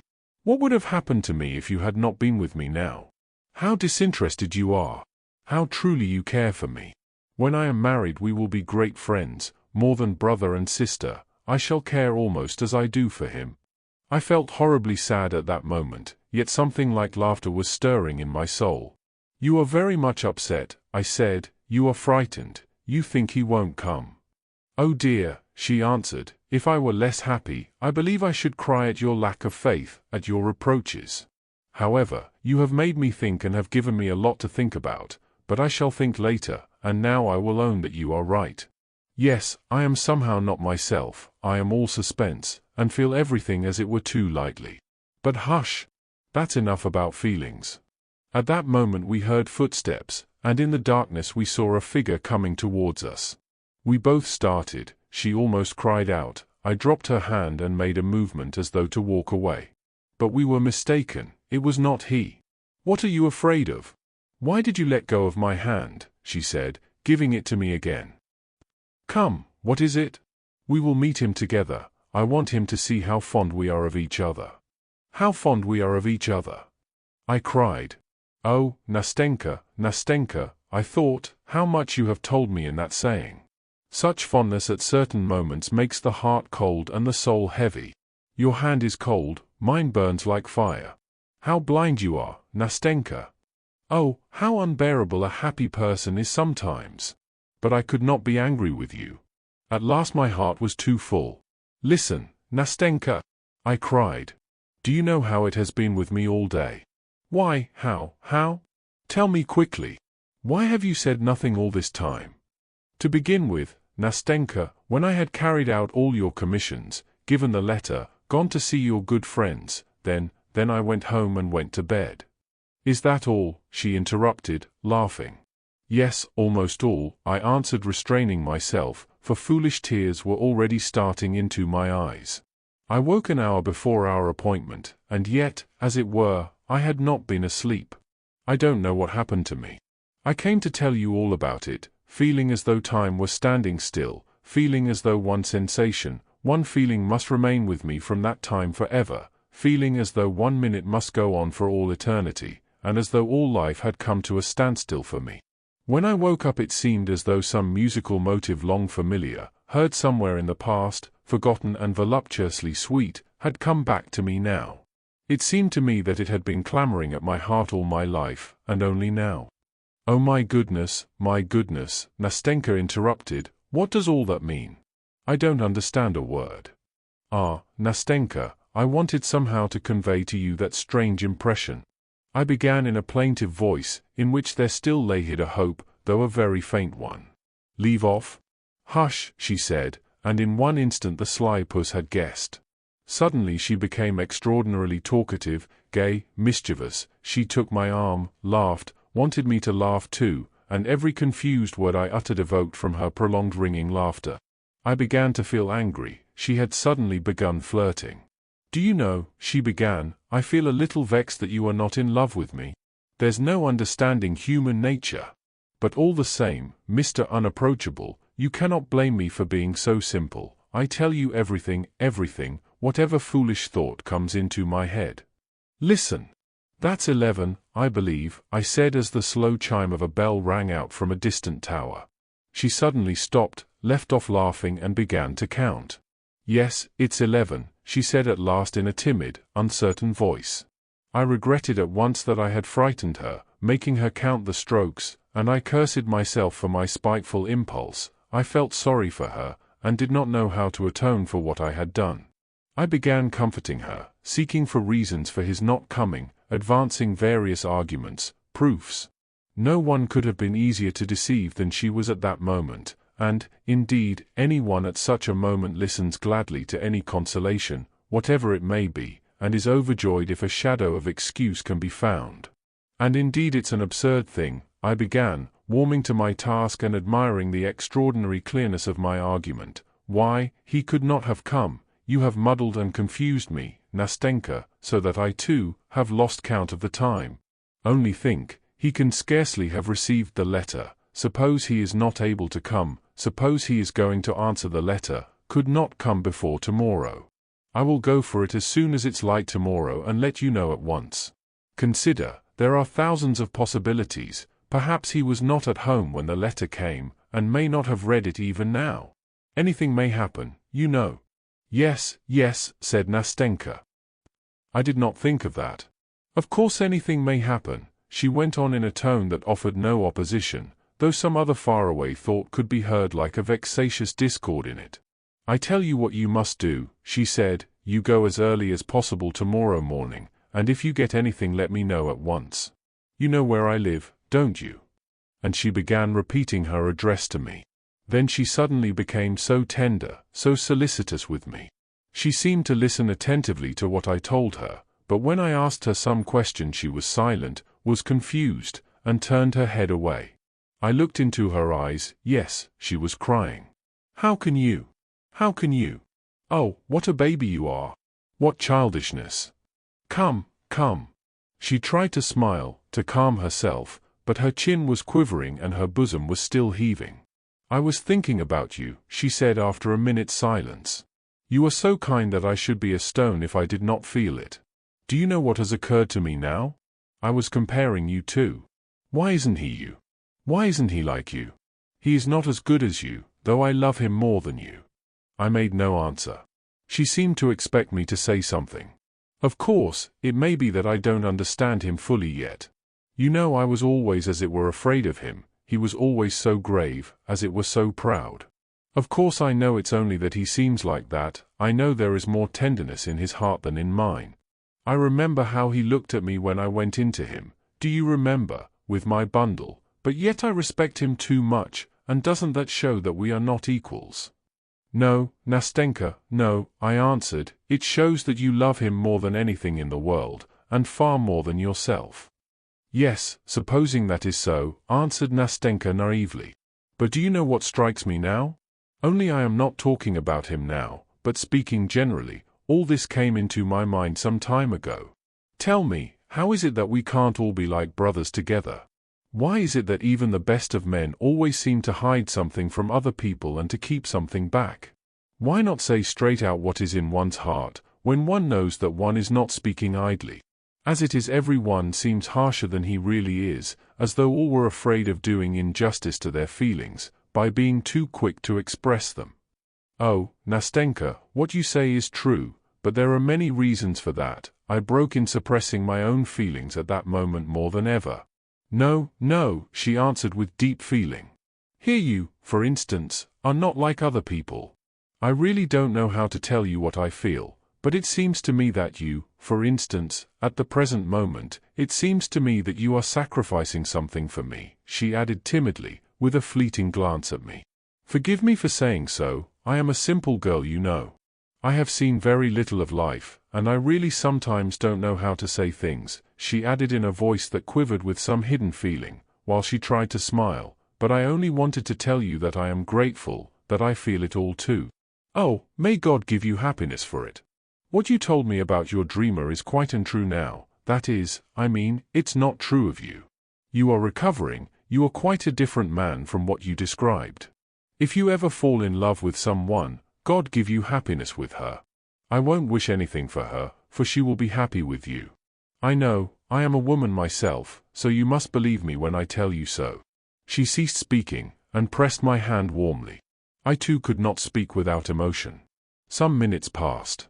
Yes, it's clear he won't come tonight, she said at last, raising her head. It's late. He will come tomorrow, I said in the most firm and convincing tone. Yes, she added with no sign of her former depression. I see for myself now that he could not come till tomorrow. Well, goodbye, till tomorrow. If it rains perhaps I shall not come. But the day after tomorrow, I shall come. I shall come for certain, whatever happens, be sure to be here, I want to see you, I will tell you everything. And then when we parted she gave me her hand and said, looking at me candidly, we shall always be together, shan't we? Oh, Nastenka, Nastenka! If only you knew how lonely I am now. As soon as it struck 9 o'clock I could not stay indoors, but put on my things, and went out in spite of the weather. I was there, sitting on our seat. I went to her street, but I felt ashamed, and turned back without looking at their windows, when I was 2 steps from her door. I went home more depressed than I had ever been before. What a damp, dreary day. If it had been fine I should have walked about all night. But tomorrow she will tell me everything. The letter has not come today, however. But that was to be expected. They are together by now. 4th night. My God, how it has all ended. What it has all ended in. I arrived at 9 o'clock. She was already there. I noticed her a good way off. She was standing as she had been that first time, with her elbows on the railing, and she did not hear me coming up to her. Nastenka! I called to her, suppressing my agitation with an effort. She turned to me quickly. Well, she said. Well? Make haste. I looked at her in perplexity. Well, where is the letter? Have you brought the letter? She repeated, clutching at the railing. No, there is no letter, I said at last. Hasn't he been to you yet? She turned fearfully pale and looked at me for a long time without moving. I had shattered her last hope. Well, God be with him, she said at last in a breaking voice. God be with him if he leaves me like that. She dropped her eyes, then tried to look at me and could not. For several minutes she was struggling with her emotion. All at once she turned away, leaning her elbows against the railing, and burst into tears. Oh, don't. I began, but looking at her I had not the heart to go on, and what was I to say to her? Don't try and comfort me, she said, don't talk about him, don't tell me that he will come, that he has not cast me off so cruelly and so inhumanly as he has. What for? Can there have been something in my letter, that unlucky letter? At that point sobs stifled her voice. My heart was torn as I looked at her. "Oh, how inhumanly cruel it is," she began again. "And not a line, not a line. He might at least have written that he does not want me, that he rejects me, but not a line for 3 days. How easy it is for him to wound, to insult a poor, defenseless girl, whose only fault is that she loves him. Oh, what I've suffered during these 3 days. Oh, dear. When I think that I was the first to go to him, that I humbled myself before him, cried, that I begged of him a little love. And after that, listen," she said, turning to me, and her black eyes flashed, "it isn't so. It can't be so, it isn't natural. Either you are mistaken or perhaps he has not received the letter? Perhaps he still knows nothing about it? How could anyone, judge for yourself, tell me, for goodness sake explain it to me, I can't understand it. How could anyone behave with such barbarous coarseness as he has behaved to me? Not one word. Why, the lowest creature on earth is treated more compassionately. Perhaps he has heard something, perhaps someone has told him something about me," she cried, turning to me inquiringly. "What do you think? Listen, Nastenka, I shall go to him tomorrow in your name. Yes. I will question him about everything, I will tell him everything. Yes, yes. You write a letter. Don't say no, Nastenka, don't say no. I will make him respect your action, he shall hear all about it, and if—" "No, my friend, no," she interrupted. "Enough. Not another word, not another line from me, enough. I don't know him, I don't love him any more. I will forget him." She could not go on. Calm yourself, calm yourself. Sit here, Nastenka," I said, making her sit down on the seat. "I am calm. Don't trouble. It's nothing. It's only tears, they will soon dry. Why, do you imagine I shall do away with myself, that I shall throw myself into the river?" My heart was full, I tried to speak, but I could not. "Listen," she said, taking my hand. "Tell me, you wouldn't have behaved like this, would you? You would not have abandoned a girl who had come to you of herself, you would not have thrown into her face a shameless taunt at her weak foolish heart? You would have taken care of her? You would have realized that she was alone, that she did not know how to look after herself, that she could not guard herself from loving you, that it was not her fault, that she had done nothing. Oh dear, Nastenka!" I cried at last, unable to control my emotion. "Nastenka, you torture me. You wound my heart, you are killing me, Nastenka. I cannot be silent. I must speak at last, give utterance to what is surging in my heart." As I said this I got up from the seat. She took my hand and looked at me in surprise.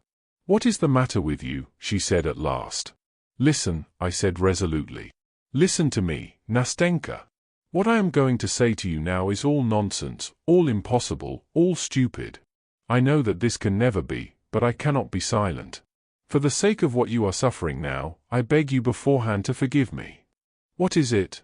What is it?" she said, drying her tears and looking at me intently, while a strange curiosity gleamed in her astonished eyes. "What is the matter?" "It's impossible, but I love you, Nastenka.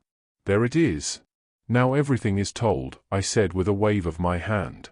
"Now you will see whether you can go on talking to me as you did just now, whether you can listen to what I am going to say to you." "Well, what then?" Nastenka interrupted me. "What of it? I knew you loved me long ago, only I always thought that you simply liked me very much." Oh dear, oh dear. At first it was simply liking, Nastenka, but now, I am just in the same position as you were when you went to him with your bundle. In a worse position than you, Nastenka, because he cared for no one else as you do. What are you saying to me? I don't understand you in the least. But tell me, what's this for? I don't mean what for, but why are you, so suddenly? Oh dear, I am talking nonsense. But you? And Nastenka broke off in confusion. Her cheeks flamed, she dropped her eyes. What's to be done, Nastenka? What am I to do? I am to blame. I have abused your... But no, I am not to blame, Nastenka. I feel that, I know that, because my heart tells me I am right, for I cannot hurt you in any way, I cannot wound you. I was your friend, but I am still your friend, I have betrayed no trust. Here my tears are falling, Nastenka. Let them flow, they don't hurt anybody. They will dry, Nastenka. Sit down, she said, making me sit down on the seat. Oh, my God. No, Nastenka, I won't sit down. I cannot stay here any longer, you cannot see me again, I will tell you everything and go away. I only want to say that you would never have found out that I loved you. I should have kept my secret. I would not have worried you at such a moment with my egoism. No. But I could not resist it now, you spoke of it yourself, it is your fault and not mine. You cannot drive me away from you. No, I don't drive you away, no, said Nastenka, concealing her confusion as best she could, poor child. You don't drive me away? No. But I meant to run from you myself. I will go away, but first I will tell you all, for when you were crying here I could not sit unmoved, when you wept, when you were in torture at being, I will speak of it, Nastenka, at being forsaken, at your love being repulsed, I felt that in my heart there was so much love for you, Nastenka, so much love. And it seemed so bitter that I could not help you with my love, that my heart was breaking and I could not be silent, I had to speak, Nastenka, I had to speak. Yes. Tell me, talk to me, said Nastenka with an indescribable gesture. Perhaps you think it strange that I talk to you like this, but, speak. I will tell you afterwards. I will tell you everything. You are sorry for me, Nastenka, you are simply sorry for me, my dear little friend. What's done can't be mended. What is said cannot be taken back. Isn't that so? Well, now you know. That's the starting point. Very well. Now it's all right, only listen. When you were sitting crying I thought to myself, oh, let me tell you what I was thinking. I thought that, of course it cannot be, Nastenka, I thought that you somehow, quite apart from me, had ceased to love him. Then, I thought that yesterday and the day before yesterday, Nastenka, then I certainly would, have succeeded in making you love me. You know, you said yourself, Nastenka, that you almost loved me. Well, what next? Well, that's nearly all I wanted to tell you. All that is left to say is how it would be if you loved me, only that, nothing more. Listen, my friend, for anyway you are my friend. I am, of course, a poor, humble man, of no great consequence, but that's not the point. I don't seem to be able to say what I mean, Nastenka, I am so confused. Only I would love you so, that even if you still loved him, even if you went on loving the man I don't know, you would never feel that my love was a burden to you. You would only feel every minute that at your side was beating a grateful heart, a warm heart ready for your sake. Oh Nastenka, what have you done to me? Don't cry, I don't want you to cry, said Nastenka getting up quickly from the seat. Come along, get up, come with me, don't cry, she said, drying her tears with her handkerchief. Let us go now, maybe I will tell you something. If he has forsaken me now, if he has forgotten me, though I still love him, I do not want to deceive you, but listen, answer me. If I were to love you, for instance, that is, if I only... Oh my friend, to think how I wounded you, when I laughed at your love, when I praised you for not falling in love with me. Oh dear! How was it I did not foresee this? How could I have been so stupid? But, well, I have made up my mind, I will tell you. Look here, Nastenka, do you know what? I'll go away, that's what I'll do. I am simply tormenting you. Here you are remorseful for having laughed at me, and I won't have you, in addition to your sorrow. Of course it is my fault, Nastenka, but goodbye. Stay, listen to me, can you wait? What for? How? I love him, but I shall get over it, I must get over it, I cannot fail to get over it, I am getting over it, I feel that. Who knows? Perhaps it will all end today, for I hate him, for he has been laughing at me, while you have been weeping here with me, for you have not repulsed me as he has, for you love me while he has never loved me, for in fact, I love you myself. Yes, I love you. I love you as you love me, I have told you so before, you heard it yourself, I love you because you are better than he is, because you are nobler than he is, because he... The poor girl's emotion was so violent that she could not say more. She laid her head upon my shoulder, then upon my bosom, and wept bitterly. I comforted her, I persuaded her, but she could not stop crying. She kept pressing my hand, and saying between her sobs, "Wait, wait, it will be over in a minute. I want to tell you, you mustn't think that these tears, it's nothing, it's weakness, wait till it's over." At last she left off crying, dried her eyes, and we walked on again. I wanted to speak, but she still begged me to wait. We were silent. At last she plucked up courage and began to speak. "It's like this," she began in a weak and quivering voice, in which, however, there was a note that pierced my heart with a sweet pang. "Don't think that I am so light and inconstant, don't think that I can forget and change so quickly. I have loved him for a whole year, and I swear by God that I have never, never, even in thought, been unfaithful to him. He has despised me, he has been laughing at me, God forgive him. But he has insulted me and wounded my heart. I do not love him, for I can only love what is magnanimous, what understands me, what is generous, for I am like that myself, and he is not worthy of me. Well, that's enough of him. He has done better than if he had deceived my expectations later, and shown me later what he was. Well, it's over. But who knows, my dear friend," she went on pressing my hand, "who knows, perhaps my whole love was a mistaken feeling, a delusion, perhaps it began in mischief, in nonsense, because I was kept so strictly by grandmother. Perhaps I ought to love another man, not him, a different man, who would have pity on me and... But don't let us say any more about that," Nastenka broke off, breathless with emotion. "I only wanted to tell you. I wanted to tell you that if, although I love him, did love him, if, in spite of this you still say, if you feel that your love is so great that it may at last drive from my heart my old feeling, if you will have pity on me, if you do not want to leave me alone to my fate, without hope, without consolation, if you are ready to love me always as you do now, I swear to you that gratitude, that my love will be at last worthy of your love. Will you take my hand?" "Nastenka!" I cried, breathless with sobs. "Nastenka, oh Nastenka! Enough, enough." "Well, now it's quite enough," she said, hardly able to control herself. "Well, now all has been said, hasn't it? Hasn't it? You are happy, I am happy too. Not another word about it, wait, spare me, talk of something else, for God's sake." "Yes, Nastenka, yes. Enough about that, now I am happy."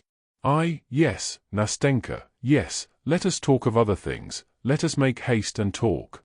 Yes, I am ready." And we did not know what to say, we laughed, we wept, we said thousands of things meaningless and incoherent. At one moment we walked along the pavement, then suddenly turned back and crossed the road, then we stopped and went back again to the embankment. We were like children. "I am living alone now, Nastenka," I began, "but tomorrow. Of course you know, Nastenka, I am poor, I have only got 1,200 rubles, but that doesn't matter." "Of course not, and Granny has her pension, so she will be no burden. We must take Granny. Of course we must take Granny. But there's Matrona." "Yes, and we've got Fyokla too. Matrona is a good woman, but she has one fault, she has no imagination, Nastenka, absolutely none, but that doesn't matter. That's all right, they can live together, only you must move to us tomorrow." "To you? How so?" "All right, I am ready." "Yes, hire a room from us. We have a top floor, it's empty. We had an old lady lodging there, but she has gone away, and I know Granny would like to have a young man." I said to her, "Why a young man?" And she said, "Oh, because I am old, only don't you fancy, Nastenka, that I want him as a husband for you." So I guessed it was with that idea. "Oh, Nastenka!" And we both laughed. "Come, that's enough, that's enough. But where do you live? I've forgotten." "Over that way, near X-Bridge, Baranikov's buildings. It's that big house." "Yes, that big house." "Oh, I know, a nice house, only you know you had better give it up and come to us as soon as possible."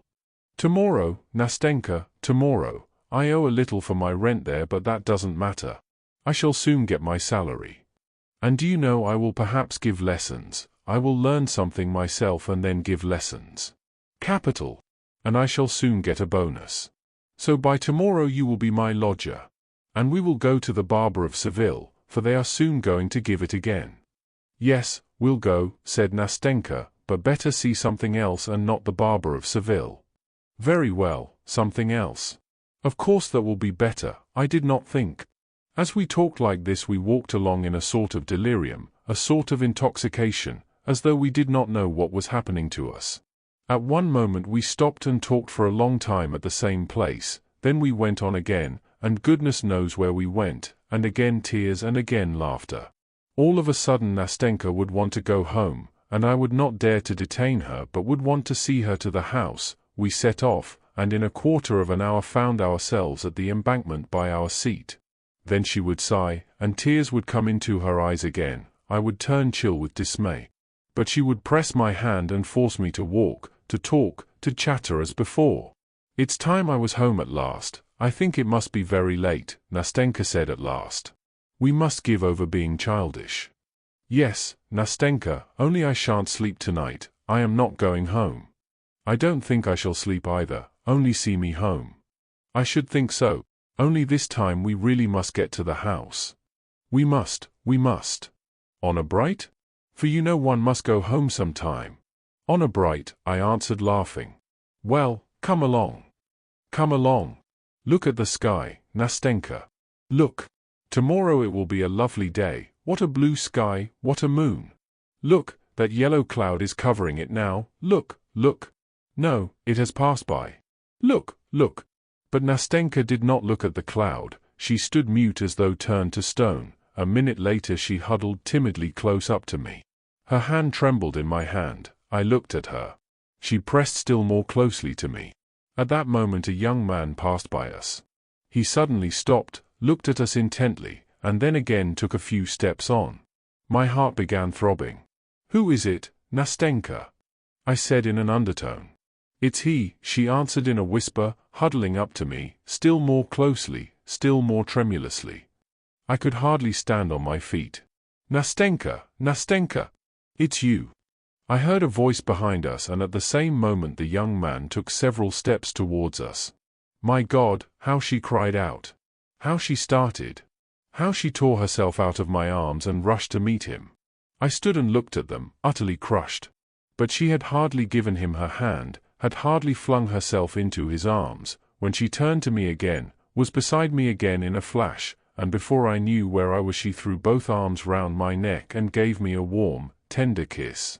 Then, without saying a word to me, she rushed back to him again, took his hand, and drew him after her. I stood a long time looking after them. At last the two vanished from my sight. Morning. My night ended with the morning. It was a wet day. The rain was falling and beating disconsolately upon my window pane. It was dark in the room and grey outside. My head ached and I was giddy. Fever was stealing over my limbs. There's a letter for you, sir. The postman brought it, Matrona said, stooping over me. A letter? From whom? I cried, jumping up from my chair.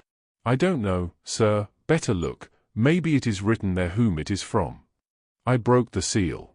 It was from her. Oh, forgive me. I beg you on my knees to forgive me. I deceived you and myself. It was a dream, a mirage. My heart aches for you today. Forgive me. Don't blame me, for I have not changed to you in the least. I told you that I would love you. I love you now. I more than love you. Oh, my God! If only I could love you both at once. Oh, if only you were he.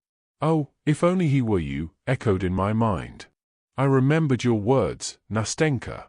God knows what I would do for you now. I know that you are sad and dreary. I have wounded you, but you know when one loves a wrong is soon forgotten. And you love me. Thank you, yes, thank you for that love. For it will live in my memory like a sweet dream which lingers long after awakening, for I shall remember forever that instant when you opened your heart to me like a brother and so generously accepted the gift of my shattered heart to care for it, nurse it, and heal it. If you forgive me, the memory of you will be exalted by a feeling of everlasting gratitude which will never be effaced from my soul. I will treasure that memory, I will be true to it, I will not betray it, I will not betray my heart, it is too constant. It returned so quickly yesterday to him to whom it has always belonged. We shall meet, you will come to us, you will not leave us, you will be forever a friend, a brother to me. And when you see me you will give me your hand, yes? You will give it to me. You have forgiven me, haven't you? You love me as before? Oh, love me, do not forsake me, because I love you so at this moment, because I am worthy of your love, because I will deserve it, my dear. Next week I am to be married to him. He has come back in love, he has never forgotten me. You will not be angry at my writing about him. But I want to come and see you with him. You will like him, won't you? Forgive me, remember and love you. Ah, Nastenka. I read that letter over and over again for a long time. Tears gushed to my eyes. At last it fell from my hands and I hid my face. Dearie, I say, dearie, Matrona began. What is it, Matrona? I have taken all the cobwebs off the ceiling. You can have a wedding or give a party. I looked at Matrona. She was still a hearty, youngish old woman, but I don't know why all at once I suddenly pictured her with lusterless eyes, a wrinkled face, bent, decrepit. I don't know why I suddenly pictured my room grown old like Matrona. The walls and the floors looked discolored, everything seemed dingy, the spiders' webs were thicker than ever. I don't know why, but when I looked out of the window it seemed to me that the house opposite had grown old and dingy too, that the stucco on the columns was peeling off and crumbling, that the cornices were cracked and blackened, and that the walls, of a vivid deep yellow, were patchy. Either the sunbeams suddenly peeping out from the clouds for a moment were hidden again behind a veil of rain, and everything had grown dingy again before my eyes, or perhaps the whole vista of my future flashed before me so sad and forbidding, and I saw myself just as I was now, 15 years hence, older, in the same room, just as solitary, with the same Matrona grown no cleverer for those 15 years. But to imagine that I should bear you a grudge, Nastenka! That I should cast a dark cloud over your serene, untroubled happiness, that by my bitter reproaches I should cause distress to your heart, should poison it with secret remorse and should force it to throb with anguish at the moment of bliss, that I should crush a single one of those tender blossoms which you have twined in your dark tresses when you go with him to the altar. Oh, never, never! May your sky be clear, may your sweet smile be bright and untroubled, and may you be blessed for that moment of blissful happiness which you gave to another, lonely and grateful heart. My God! A whole moment of happiness! Is that too little for the whole of a man's life?